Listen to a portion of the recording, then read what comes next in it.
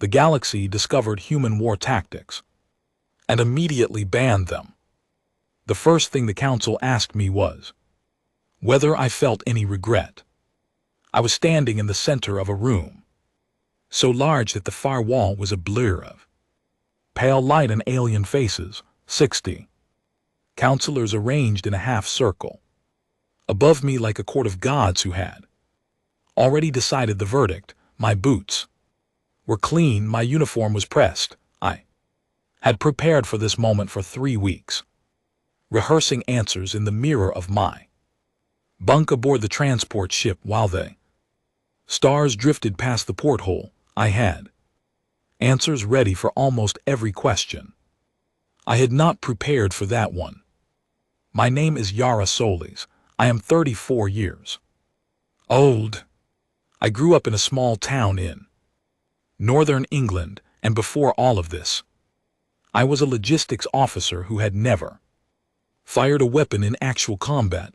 Now I was standing before the Galactic Compact's Emergency War Ethics Tribunal on Veth Station, 500 light-years from home, being asked if I felt regret about ending a war.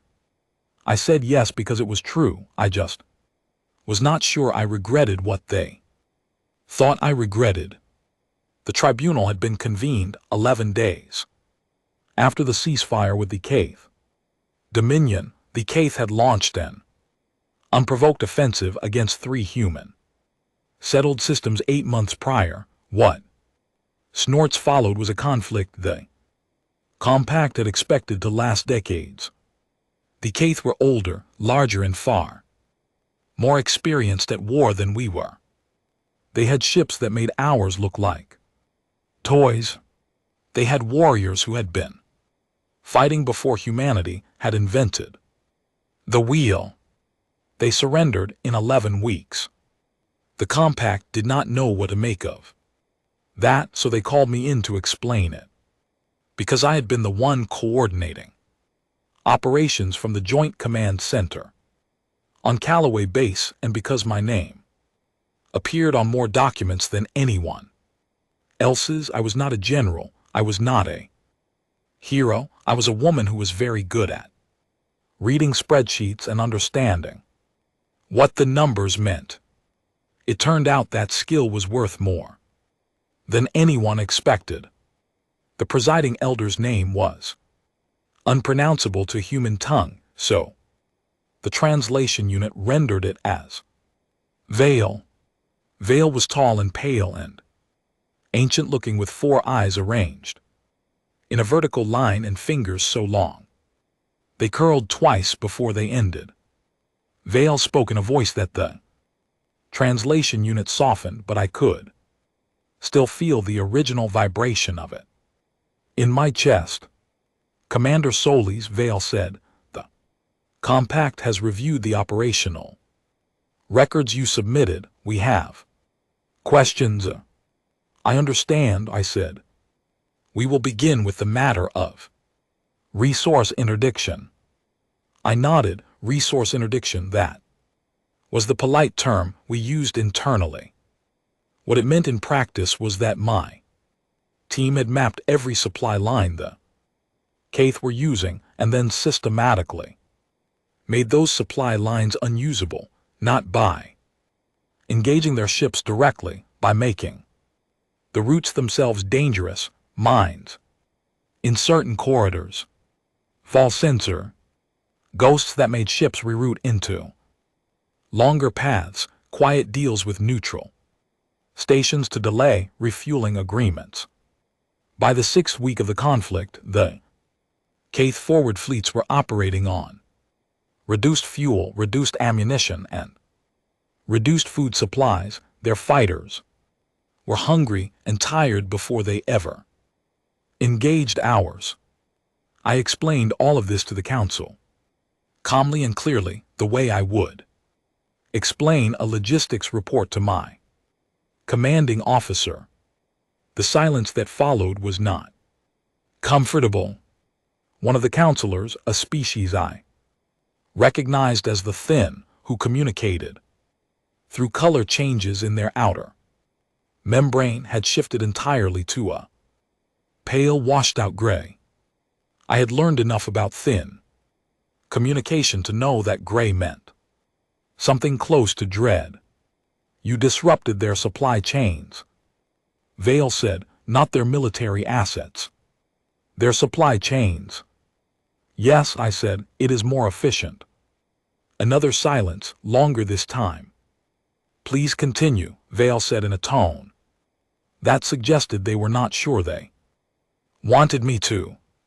So I continued. I explained the misinformation operations, how my colleague Drew Nolan had led a small team that fed false intelligence to Keith Command, convincing them that our primary offensive would come from the eastern approach when we were actually massing forces on the western corridor.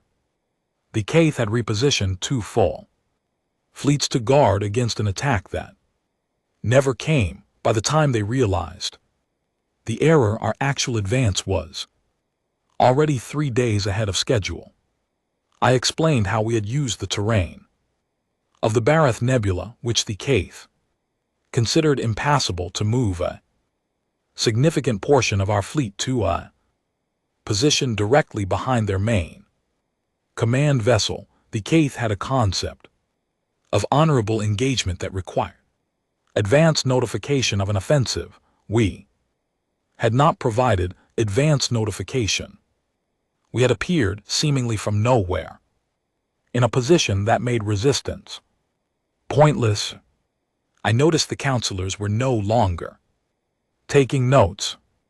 I explained the psychological aspect of our communication strategy, how every message we sent to Keith Command was carefully constructed, not just to convey information, but to create a particular emotional state in the reader.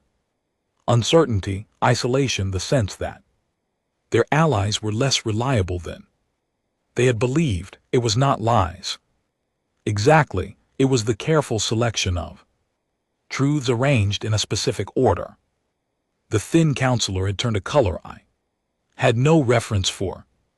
Vale raised one of those long, doubled hands. Commander Solis, Vale said, I must stop you. I stopped. Are you aware, Vale said slowly, that of the 11 tactics you have described in the past 40 minutes, 9 of them are listed in the Compact's Armistice Accords as prohibited methods of conflict? I blinked. I was not aware of that, no. Are you aware that those prohibitions have been in force for 300 years? We are a recent member of the Compact. I said carefully.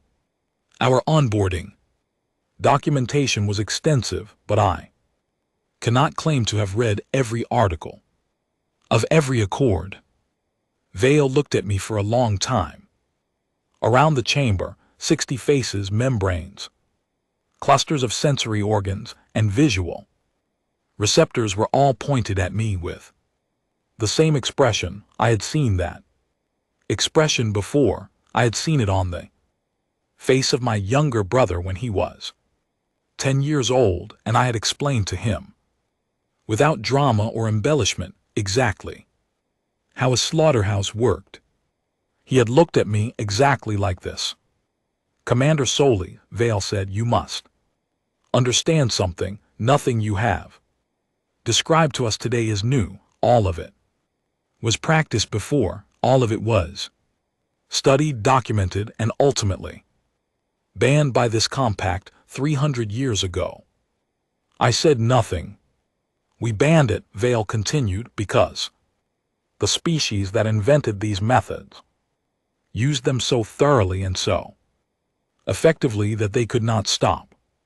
They turned every technique you have described upon their own neighbors, their own populations, within 40 years of their ascension to interstellar capability. They were gone. Vale paused. We thought the knowledge had died with them. The room was very quiet. We were wrong, Vale said. It appears humanity invented all of it again. independently, without a teacher. I stood there in the center of that enormous room under 60 pairs of alien eyes, and I understood for the first time why I had really been called here. This was not a debrief. It was not even a trial in the traditional sense. It was an assessment. They were trying to decide what we were. And from the look on Vale's face, they were not yet sure the answer was something they could live with.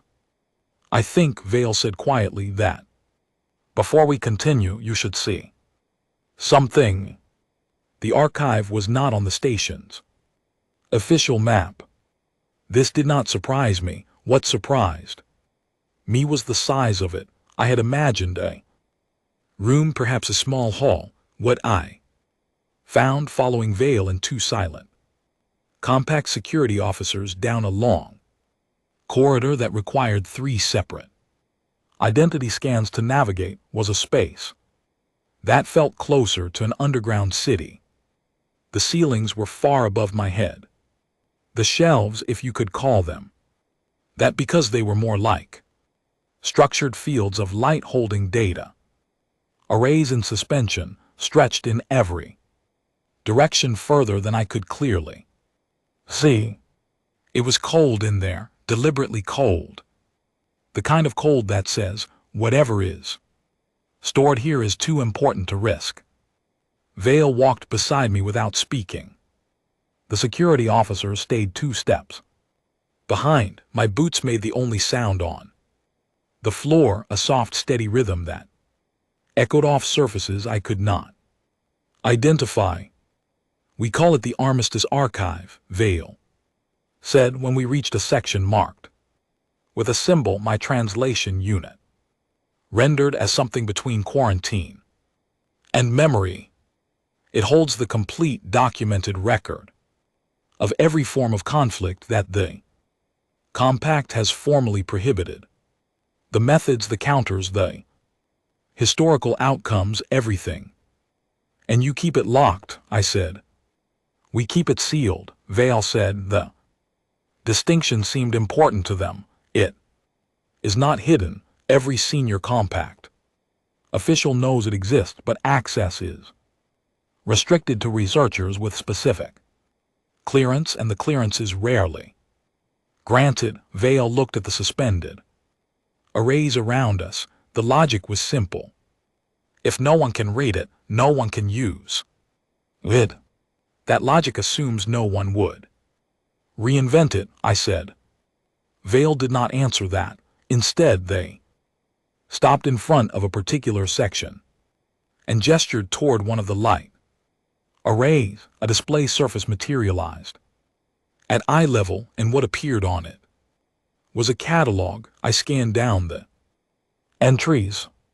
Logistics disruption through infrastructure denial, psychological operations targeting, command decision-making, intelligence fabrication and strategic misdirection, terrain exploitation beyond declared engagement zones, resource attrition as a primary offensive strategy. I read the list twice, then I said, "These are my reports." "They are not," Vale said. "Those records are 300 years old. The terminology is different, the scale is different, but the underlying methods are identical." I looked at the catalog for a long moment. What species made these? Vale's expression shifted into something that was hard to read. We call them the Vorath. They no longer exist. The archivist was waiting for us. Little further in, a Compact official named Kelmot. Kelmot was one of the Suring, a species that resembled to a human eye something between a very tall person and a willow tree in early spring. They moved fluidly, and they blinked rarely, and when they looked at me as I approached, I could see very clearly that they were afraid. Not of me personally, perhaps, but of what I represented.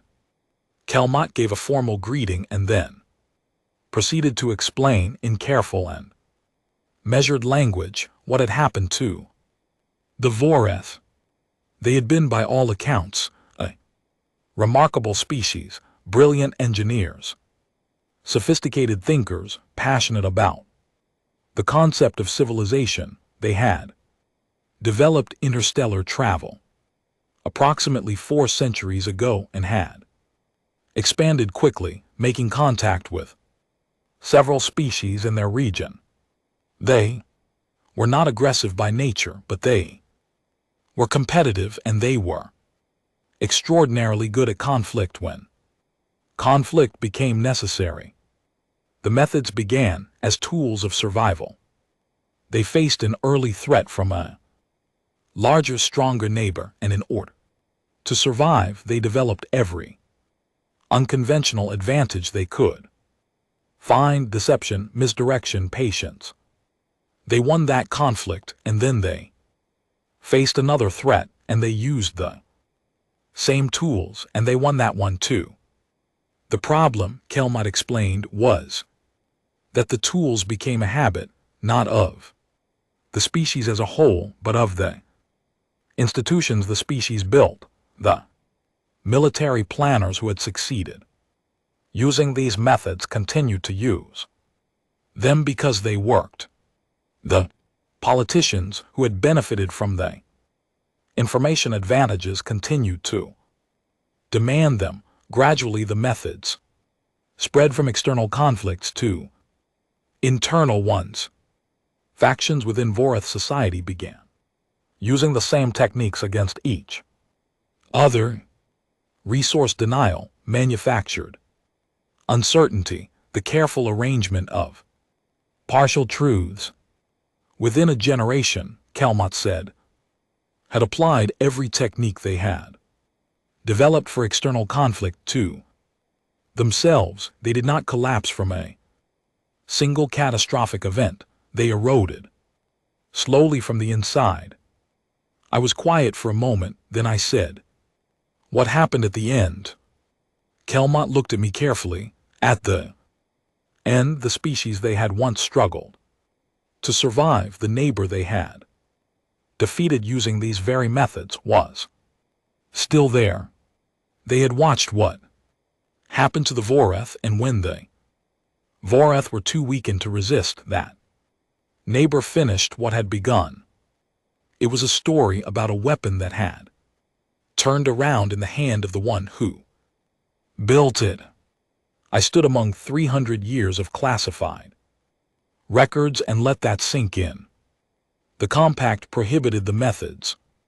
After the Voreth extinction, Vale said, speaking again from beside me, logic was that if one species could be destroyed by these tactics, others could be too. The prohibition was meant to protect everyone by keeping everyone equally uninformed. I said.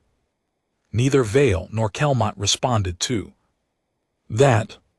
I walked further into the archive. I stopped in front of an exhibit that held a physical artifact, a thin sheet of something like metal covered in symbols that my translation unit struggled with. It was labeled as a fragment of a Voreth strategic planning document. The translation came through in pieces: resource allocation, population, resilience, the cost of continuation. It was a document about whether to keep fighting, about whether the price of resistance was worth it. The Snorts Voreth planner who had written it had concluded, not yet, keep the pressure exactly where it is. I recognized the thinking. I had written documents that sounded very much like this. I turned to look at Kelmot. They were still watching me from several steps back, that careful, measured fear still present in their posture. "You are afraid of us," I said, not as an accusation, just as an observation. "I am afraid of what you know," Kelmot said, "and I am afraid of what it might mean that you know it." "The Voreth knew it too," I said, "and They did not survive it. Is that what you are thinking? It is what the council is discussing. Kelmot said quietly, yes. I looked around the archive, this vast, cold, sealed room full of knowledge that the compact had decided was too dangerous to share and too important to destroy. It had occurred to me from the moment I first heard about the Vorath that the compact's logic had a significant flaw. Hiding the knowledge had not stopped humanity from finding it. We had found all of it on our own through trial and error and centuries of conflict with each other on a single small planet at the edge of a quiet galaxy. We had developed these methods and we had used them against ourselves exactly as the Vorath had. We had done it for centuries. We had done it at scale. We had done it with weapons that made the Vorath's capabilities look modest. And we were still here. I did not say this out loud, not yet. I was beginning to understand that the timing of what I said mattered as much as what I said. That was itself a lesson from the archive. But I filed it away carefully for later. When does the council vote? I asked. Vale and Kelmot exchanged a look. 72 hours, Vale said. I nodded. Then I have some reading to do. The room they gave me was small and clean and slightly too warm for my comfort, which suggested it had been calibrated for a species that ran cooler than humans. I did not complain. I set my tablet on the desk, connected it to the public-facing portion of the compact's legal database, which was extensive, and began to read.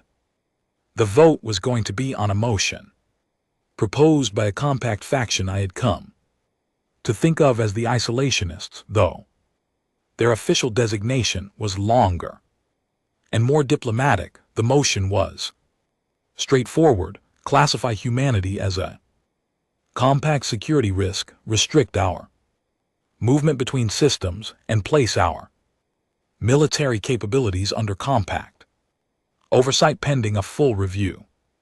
The review had no defined endpoint. In practical terms, it meant quarantine, not as punishment, as containment. Drew Nolan arrived on the second evening. I heard his knock before I heard the door signal, which was typical of him. Drew was a man who believed in knocking even when technology rendered it unnecessary, because, as he once told me, it gave people a moment to compose themselves. He was my age, from a small city in Southern Ireland, and he had the quality of looking slightly rumpled regardless of how recently he had pressed his clothes. He brought 2 cups of actual coffee, which on a space station was either a small miracle or evidence of significant bribery. I took the coffee without asking how he had obtained it. Bad? He asked. Complicated, I said. He sat down across from me and looked at the tablet screen, which was currently displaying 300 years of compact conflict. Law. He was quiet for a moment in that way of his, the particular silence that meant he was organizing his thoughts rather than having no thoughts. The ambassador wants to talk to you, he said. The ambassador was a man named Oliver Farr, Earth's senior diplomatic representative to the compact. Oliver Farr was 61 years old, had spent 30 years in interstellar diplomacy, and had the particular quality of being consistently pleasant in a way that made it very difficult to know what he actually thought about anything. When I said, "Tonight, if possible," what does he want? Drew looked at his coffee.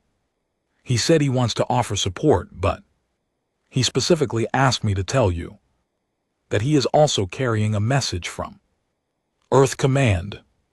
I set down my cup. Earth Command, I said slowly, wants to offer support. They want to offer a particular kind of support, Drew said, the kind where we lose the vote. I stared at him.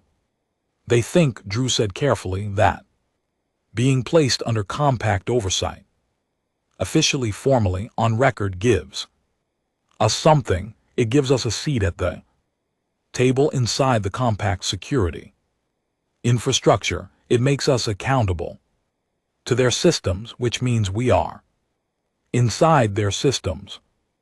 They want us to lose, I said, because losing puts us inside the organization that runs everything. That is the argument, Drew said. I leaned back in my chair and looked at the ceiling, which was a pale, slightly iridescent material that the compact used extensively in stations like this. It caught the light in a way that was almost calming. That, I said, is exactly the kind of thinking that got us brought here in the first place. Drew said nothing. He was very good at saying nothing in a way that communicated agreement. I picked up my coffee again. I looked at the legal database on my tablet, and then I looked at Drew, who was watching me with the expression of someone who already knew what I was going to say, but was politely waiting for me to say it. I am going to win this, I said. I thought so, he said. And then Earth Command is going to be very unhappy with me. Also, yes, he said. Good, I said, and turned back to the tablet and went to work. The database was large but not disorganized. The compact was meticulous about its records in a way that humanity was still learning to be. I searched for three things simultaneously. The first was the specific legal text of every article in the Armistice Accords that covered prohibited conflict methods. The second was the complete case history of every species that had been classified as a security risk and what had happened to them subsequently. The third was something the archivist had mentioned in passing, almost as an aside, that I had not let go of. Every band tactic has a counter. Kelmot had said it almost absently while explaining the archive structure.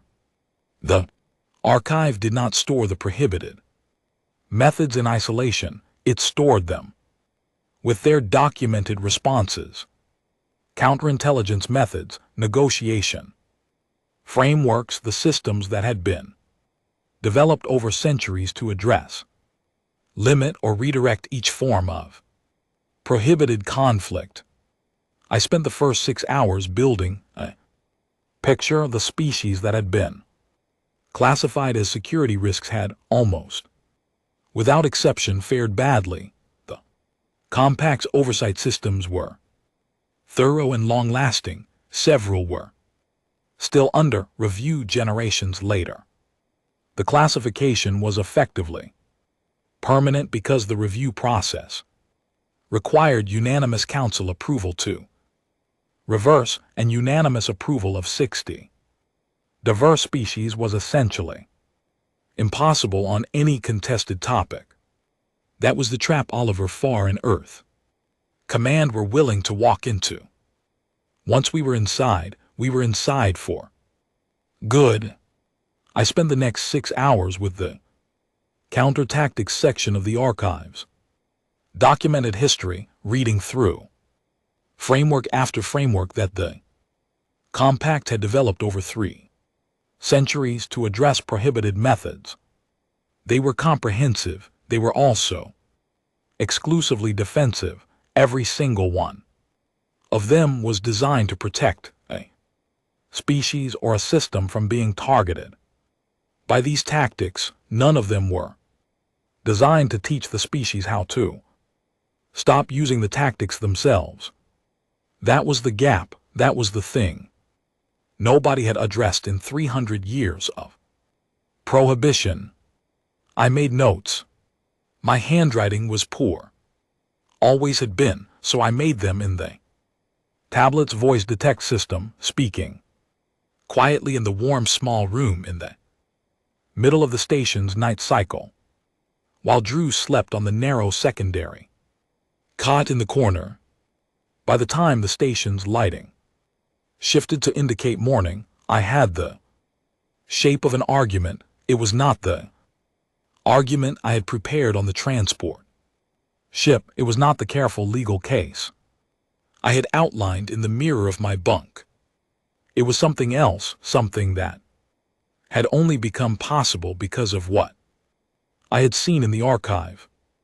I sent a brief message to Oliver Farr, telling him I would not need his guidance. His response was polite and brief and said, in diplomatic language, that he hoped I understood what I was doing. I sent a message to Vale asking for confirmation of my speaking time at the tribunal.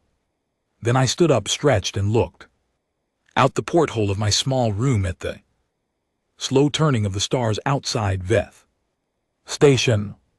Somewhere out there was a system they Keth had held 2 months ago that was now resettling with human families.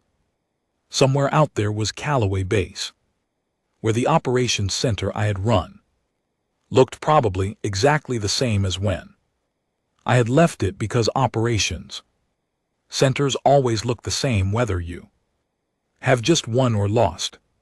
Somewhere very far behind me was Earth, my small town in northern England, the particular gray color of autumn skies there, and the smell of damp leaves, and the unremarkable ordinary peace of a place that had been at war many times in its history and had somehow always produced people who chose to rebuild. Afterward, I thought about that, about choosing to rebuild. I thought about the Vorith who had apparently never found their way to that. Joyce. Drew stirred on the cot behind me. It is morning, he said without opening his eyes. It is, I said. Are we ready? I turned from the porthole. My notes were on the tablet. My argument was formed. My hands were steady, though I was aware of a vibration somewhere in my chest that was not quite fear and not quite excitement, but something in between that I had no better word for. Yes, I said, let us go. The council chamber felt different the second time. When I had first stood in the center of that enormous half-circle 2 days ago, I had been a subject of inquiry. Clear's throat a witness. I had answered questions and watched the reactions and tried to calibrate what I did not yet fully understand. I had not known, walking in that first time, what I was walking into. I knew now. The 60 counselors were arranged exactly as before. Vale presided from the central elevated position, those 4 eyes arranged in that vertical line, that long-fingered presence that managed to feel both ancient and very present. Kelmont was there too, in a seat to the side that was designated for advisors to the tribunal. Kelmont's posture was careful in a way that told me they were aware this would matter. Oliver Farr was in the observer gallery. I did not look at him.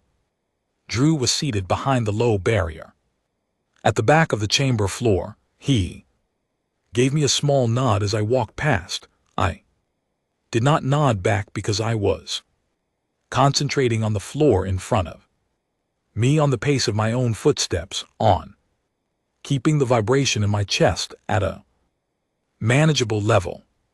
I reached the center of the chamber. I stopped. I waited. Commander Solis, Vale said, you have been granted speaking time of 30 minutes to address the tribunal before the vote is called. You may begin. I had prepared an opening 3 sentences, clean and clear, that would orient the council to the structure of my argument. I had rehearsed them. They were good sentences.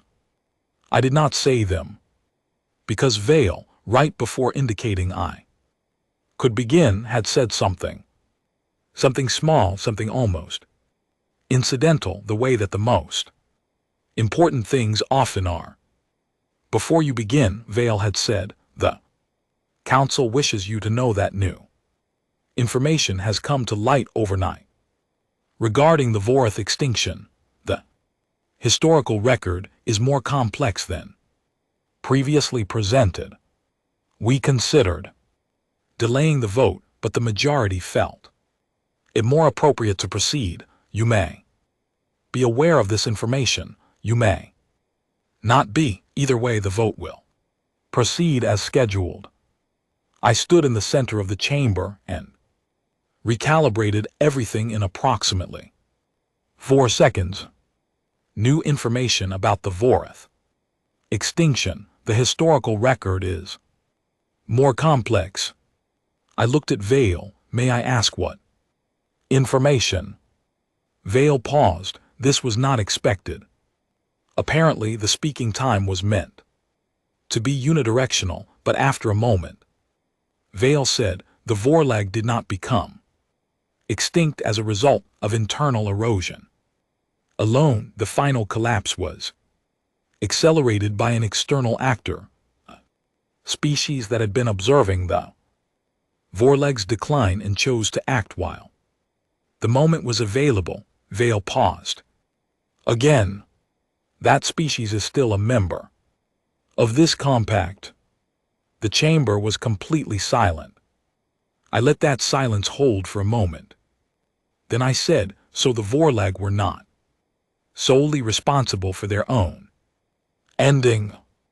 That is a matter of ongoing discussion, Vale said carefully. But the prohibition on their methods was created using their story, the whole story, which was not complete. Vale did not answer.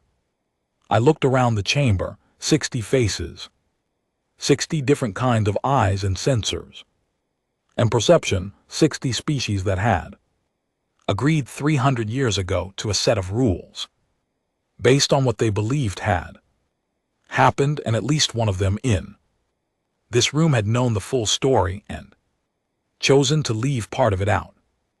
I did not know which one. That was fine. I did not need to know.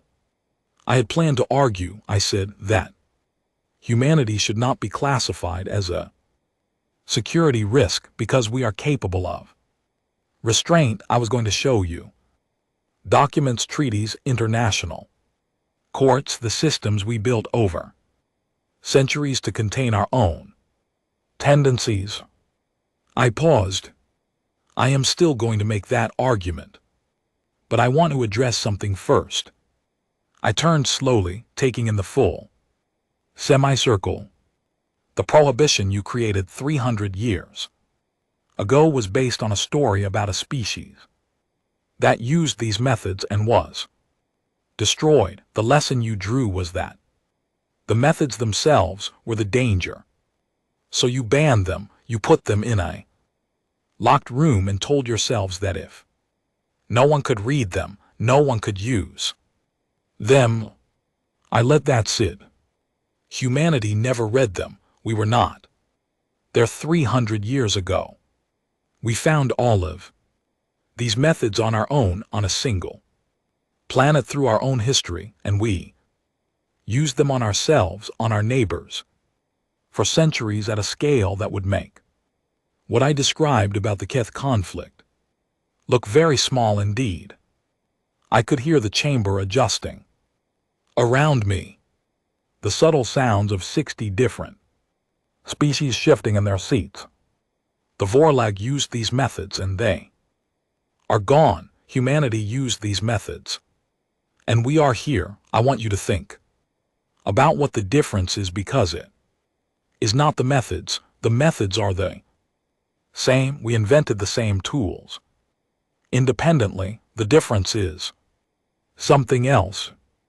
I reached into my jacket and took out my tablet. On it was a document I had spent 2 hours translating with the station's legal database and a great deal of patience.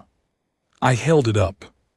This is the Geneva Conventions, I said. It is a document from Earth's history. It is approximately 300 years old, which I find interesting.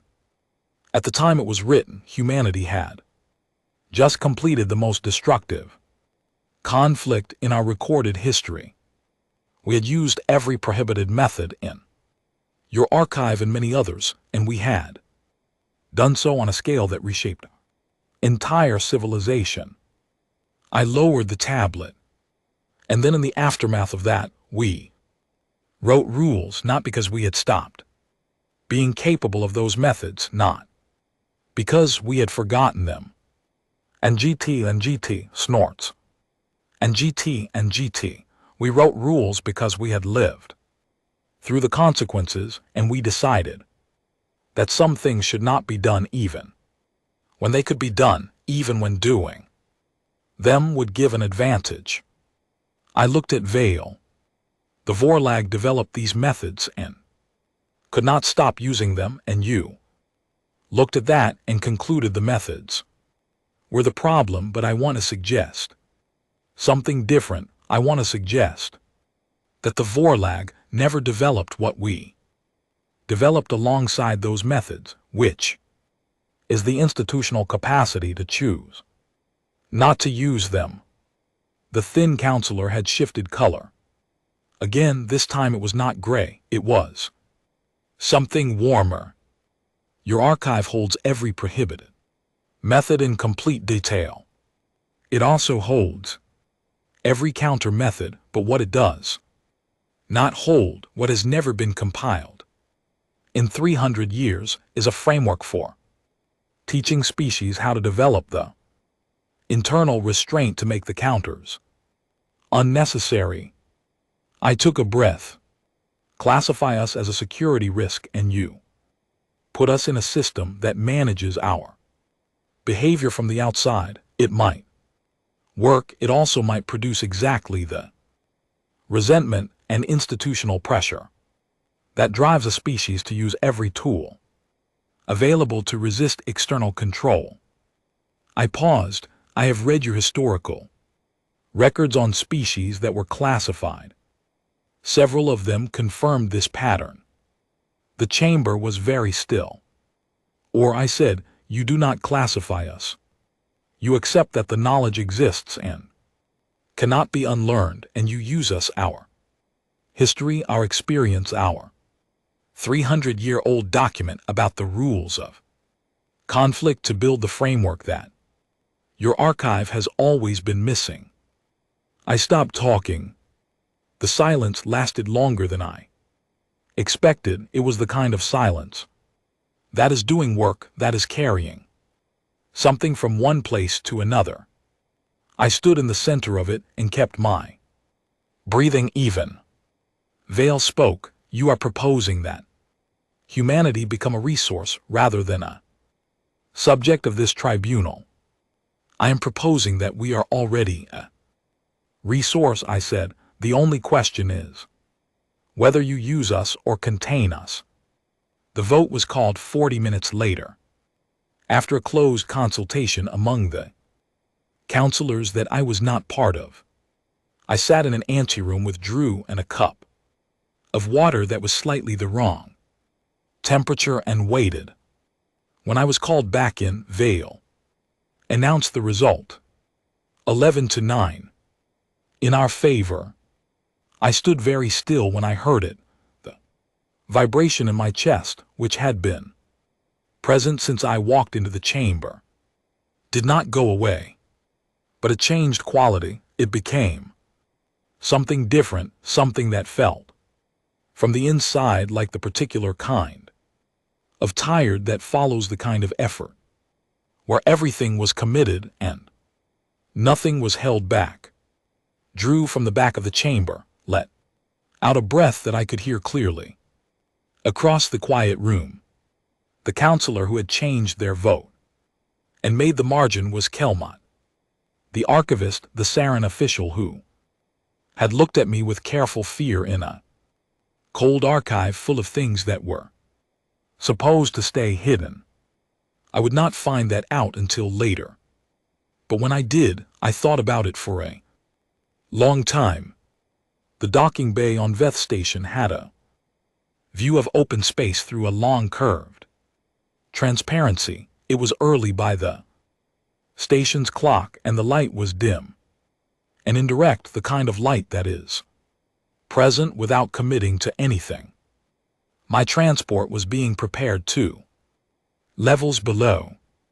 Drew had gone ahead to ensure our equipment was correctly logged. He was the kind of person who needed to see this done himself or he would worry about it the entire journey home.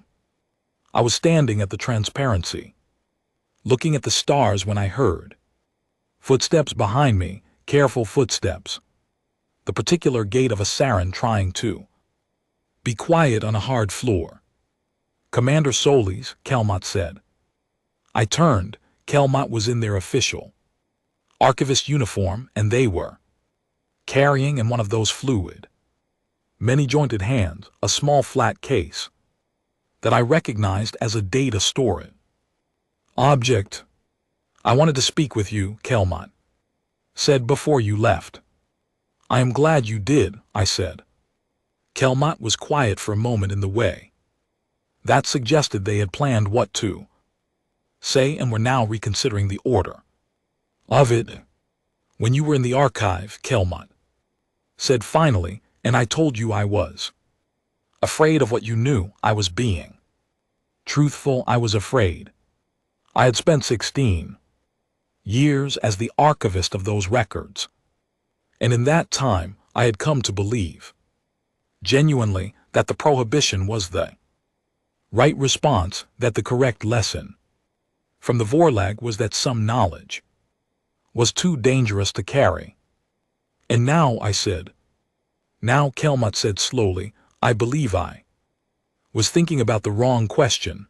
I was asking whether the knowledge was safe. I should have been asking whether the prohibition was working. I said nothing. I let them continue. It was not working, Kelmot said. 300 years and the first species we encounter who was not part of the compact at the time of the prohibition had reinvented everything independently. The knowledge could not be contained. It never could have been. We were protecting ourselves from a danger that was not actually in the archive. The archive was just the record of it. The danger was in us, I said.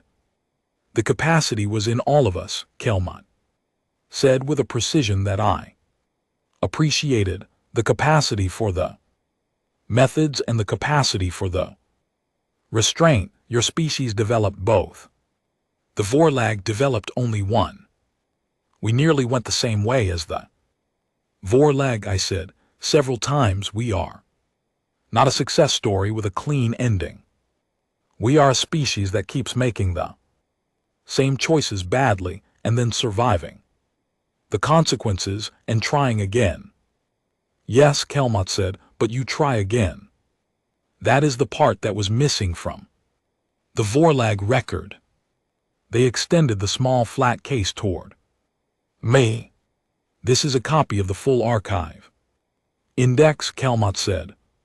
Not the restricted content, the catalog, a complete list of everything the archive holds, including the counter frameworks. It is technically within the scope of public compact documentation, though it has never been distributed widely. A pause. I thought it might be useful for the Joint Commission. I took the case. It was lighter than I expected. The Joint Commission does not officially exist yet, I said. No, Kelmot said, but it will. I looked at them for a moment. You changed your vote. Kelmot was quiet. You do not have to confirm it, I said. I am not going to tell anyone. I just want you to know that I know and that I am grateful. Kelmot looked out at the stars beyond. The transparency. Their membrane in the indirect early light was a soft and indeterminate color that my very limited understanding of Suring expression could not parse precisely, but it did not look like fear. It looked like something more deliberate than that.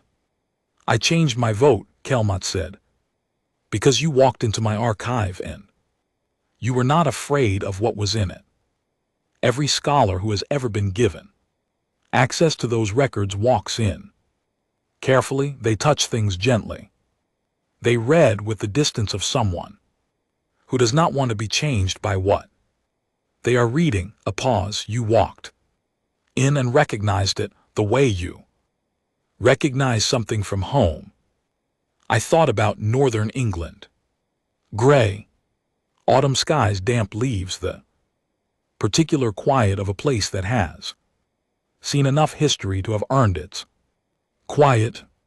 It is from home, I said. Yes, Kelmot said, and that was what frightened me most at first, and then it was what reassured me. They turned from the transparency to look at me directly. A species that carries this knowledge as part of its history, not as a weapon, not as a secret, but as something it has lived through and chosen to limit, is not the Vorlag. It is something different, something the Compact has not encountered before. My transport notification came through on my communicator. 2 minutes. I tucked the data case under my arm. I offered Kelmot my hand, the human gesture, and after only a brief moment of consideration, they took it. Their long fingers wrapping around mine in something that was not quite a human handshake, but was a genuine attempt at one. I will be in contact, I said, about the commission. I will be in the archive, Kelmot said. As always. I walked to the elevator. Drew was already there, looking slightly anxious in the way he got when transport schedules were involved, his coat slightly more rumpled than when I had last seen him. I handed him the data case without explanation, and he looked at it and then at me and filed it away in his bag with the careful efficiency of someone who had worked with me long enough to know that explanations would follow when they could. The transport lifted away from Veth Station 40 minutes later. I took the window seat, Drew took the aisle, and for a long time neither of us said anything. The station fell away behind us. The stars ahead were steady and still, the way stars always are from a distance, giving no indication of the particular storms and silences happening around each of them. Somewhere in my bag was a copy of a document I had submitted formally to the Compact archive before boarding. Contribution, as they had requested, from humanity, a record to sit alongside 300 years of classified methods and counter methods in the cold sealed vault, where knowledge went when the galaxy decided it was too important to share, but too dangerous to destroy. I had submitted the Geneva Conventions, the complete text, all 4 of them, with the additional protocols, no commentary, no covering note explaining the context, or the history or the significance, just the text itself, the way a thing should be offered when you trust the reader to understand it. The file name I had given it was simple, plain, the kind of title that a logistics officer with poor handwriting and a background in spreadsheets would choose for a document she wanted to be found and read rather than filed away and forgotten. It said what we chose. Months later, when we were 2 weeks from Earth and I was somewhere between asleep and awake in the narrow bunk of the transport cabin, my communicator lit up with a message from a Veth station. Address I recognized. It was from Kelmot.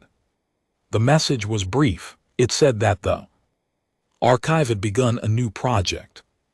That a translation initiative had been launched, the first in the archives history, to render certain key documents into all 47 languages of compact member species. Priority had been given to the human submission.